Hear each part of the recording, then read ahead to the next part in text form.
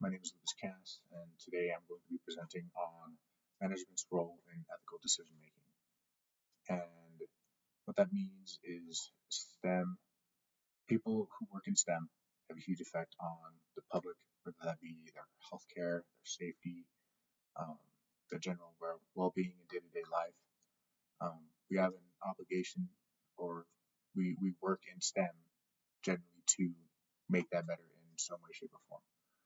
Management's job within a company is to make them money. People are in management to make money.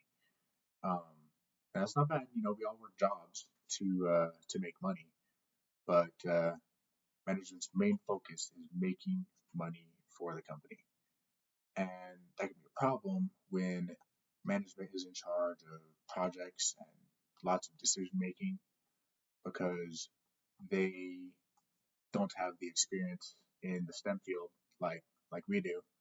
And so the situation I hear about the most is someone in management will be talking to someone in STEM and say, "Hey, we need to stop doing that because it's costing us money and it's not necessary for this process." And the person in STEM usually says it actually is maybe not necessary, but it's really important, and it makes it safer, makes it cleaner, it makes it better, it makes it miles better.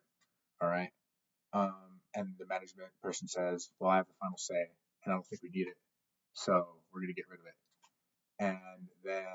And then bad things happen.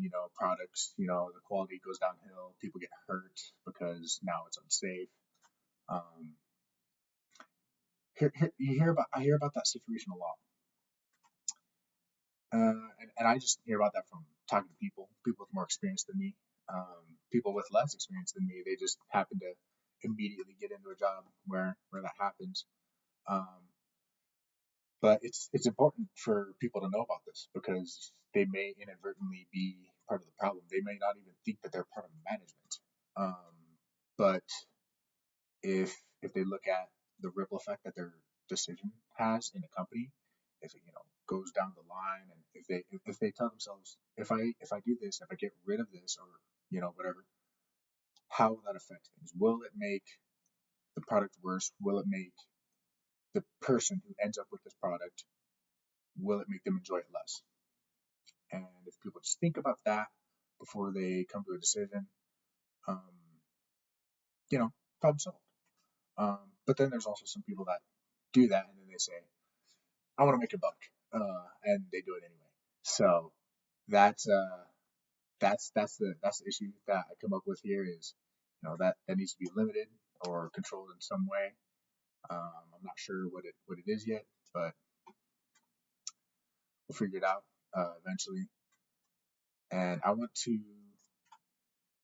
proposing this for my team speech project because all of us are STEM majors. We're all going to be dealing with this in some way, shape, or form in the future in our careers. So if we were to research it and know what to do now or how to deal with it now, then that will just set us up better in the future. And I think that's a really important thing to have. So, yeah, thank you for listening.